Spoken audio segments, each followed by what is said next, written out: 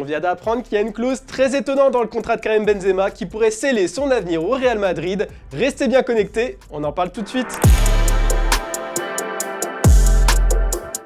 Bonjour à toutes et à tous et bienvenue dans ce nouveau JT Foot Mercato. Karim Benzema est sous contrat jusqu'au 30 juin prochain avec le Real Madrid, mais il devrait prolonger d'une saison. Tout serait déjà réglé pour le buteur français grâce à une clause présente dans son contrat actuel. Après une année 2022 fantastique et couronnée par un doublé Liga, Ligue des Champions, Karim Benzema est sans surprise grand favori pour être le prochain Ballon d'Or. Et bien, selon la presse espagnole et le média Relevo, un sacre le 17 octobre prochain scellerait l'avenir du Français à Madrid, puisque l'obtention de ce trophée activerait une clause automatique pour prolonger.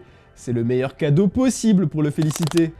Chelsea ne souhaite toujours pas prolonger le contrat de N'Golo Kanté qui arrive en échéance en juin prochain. Du coup, le milieu de terrain français se cherche déjà une nouvelle équipe avec une idée en tête. Le champion du monde 2018 est en train de connaître une série de blessures interminables depuis quelques mois. Il n'a plus joué depuis le 14 août en raison d'une lésion à la cuisse droite. Et mine de rien, cette fragilité physique inquiète les dirigeants des Blues. Alors, selon nos informations, on se dirige bel et bien vers une séparation à l'issue de la saison.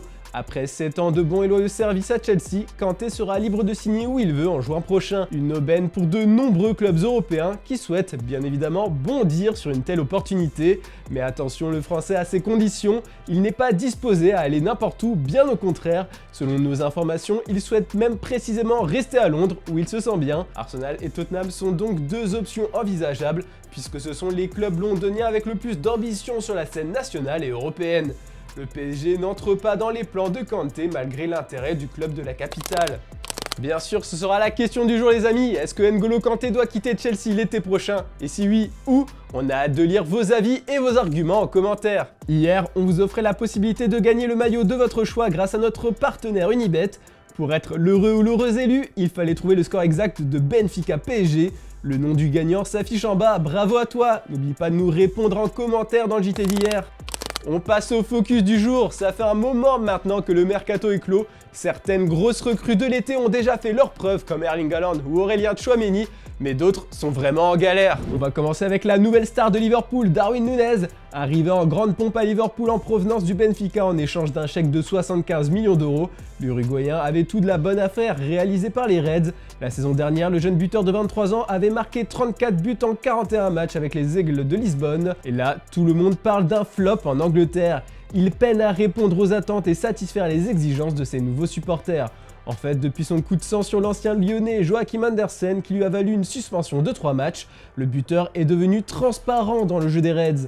Il a marqué qu'un seul but en championnat et c'était pendant son premier match. Son coach Jürgen Klopp appelle ses détracteurs à être patients avec Darwin Núñez. Il est encore en train de s'adapter. Enfin, faut-il encore que l'Uruguayen et l'Allemand se comprennent, car au micro d'ESPN, après la dernière victoire en Ligue des Champions, Núñez a révélé qu'il ne comprenait pas encore tout ce que disait son entraîneur, surtout lorsqu'il prend la parole lors des rassemblements ou pendant les consignes d'avant-match. Du côté de Manchester United, compliqué encore de savoir si le recrutement de Casemiro est un échec ou non. Pour l'instant, le milieu de terrain expérimenté brésilien doit se contenter du banc d'Old Trafford avec Cristiano Ronaldo. Il n'a joué que 82 minutes en Première Ligue pour l'instant.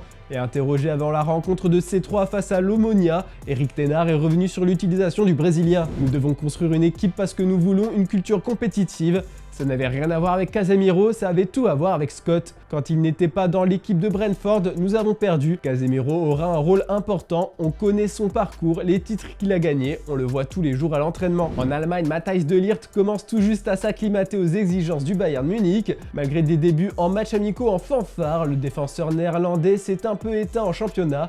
À l'image du Bayern Munich qui n'est pas en très bonne forme, le Bata va donner les raisons de sa mauvaise passe en septembre. Il faut le laisser s'adapter. Les deux régimes d'entraînement sont durs, mais en Italie, il s'agit plus de tactique et de système, moins d'intensité et surtout moins de sprint. J'ai eu un peu de mal au début car je n'étais pas habitué au niveau d'intensité de l'entraînement du Bayern, mais maintenant je suis en forme, explique-t-il. Enfin, c'est un coup dur pour Chelsea qui va devoir faire face à la longue absence de Wesley Fofana. Le Français est sorti sur blessure hier après un duel avec Rafael Leao. Les nouvelles ne seraient pas très bonnes, sa blessure au genou devrait l'éloigner des terrains jusqu'à la prochaine Coupe du Monde. Terrible pour Chelsea qui va devoir faire sans sa recrue qui a coûté 80 millions d'euros pendant plusieurs semaines. Dans le reste de l'actu, l'ex-coach de l'OM, Jorge Sampaoli, a déjà trouvé un nouveau banc en Espagne. Après le limogeage de Julen Lopetegui hier soir suite à une nouvelle défaite contre le Borussia Dortmund en Ligue des Champions, le Séville FC a déjà officialisé son remplaçant, Jorge Sampaoli. Le tacticien argentin a laissé de bons souvenirs en Andalousie. Pour rappel, il a déjà pris les rênes de l'équipe espagnole en 2016. L'entraîneur de 62 ans a signé un bail pour le reste de la saison et une de plus, soit jusqu'en juin 2024. Il dirigera la séance d'entraînement en fin de journée. Il aura pour mission de redorer le blason des Sévillistas, actuellement 17ème de Liga, à 1 point de la zone rouge. Enfin, comme d'habitude, on se quitte avec l'image du jour. En ce moment, on a un peu trop l'habitude de voir Cristiano Ronaldo triste, dépité assis sur le banc d'Old Trafford. Eh bien aujourd'hui, je vous propose de le voir avec un grand sourire à l'entraînement, surtout après avoir mis un petit pont à Lisandro Martinez. Je vous laisse mater ça et à demain pour un nouveau JT Foot Mercato.